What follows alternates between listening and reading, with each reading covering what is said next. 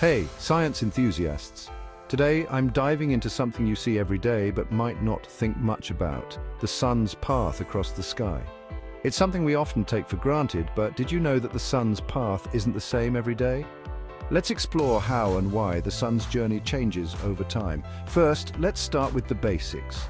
The Earth orbits the sun in an elliptical path, tilted at about 23.5 degrees. This tilt is the reason why we have seasons.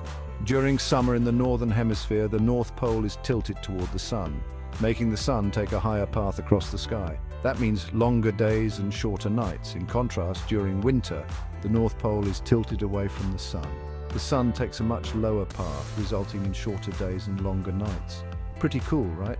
The sun's highest point in the sky, known as solar noon, changes significantly throughout the year. Now, let's talk about the solstices and equinoxes.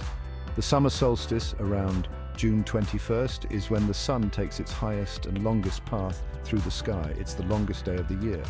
Conversely, the winter solstice, around December 21st, is when the sun takes its lowest and shortest path. It's the shortest day of the year. The equinoxes, which occur around March 21st and September 21st, are a bit different. On these days, the sun's path is such that day and night are nearly equal in length. The sun rises exactly in the east and sets exactly in the west. These points mark the change of seasons. But the sun's path isn't just about daily and yearly changes. Over thousands of years, due to the wobble in the Earth's axis known as precession, the position of the equinoxes gradually shifts. This long-term cycle, taking about 26,000 years to complete, affects our star maps and even the timing of the seasons. So, next time you look up at the sky, remember the sun's path is a complex, ever-changing dance driven by our planet's movements. It's a reminder of the intricate ballet taking place in our universe every single day. Thanks for tuning in.